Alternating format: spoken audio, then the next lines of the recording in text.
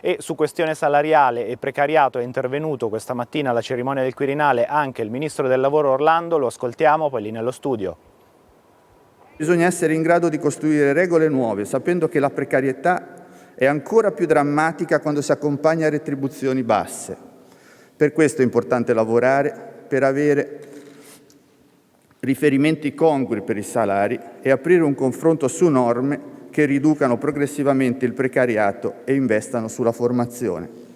accompagnando così le lavoratrici e i lavoratori nella transizione tecnologica ed ecologica dell'economia e non lasciando nessuno indietro. Andiamo a Milano adesso, dove Giorgia Meloni ha chiuso la conferenza programmatica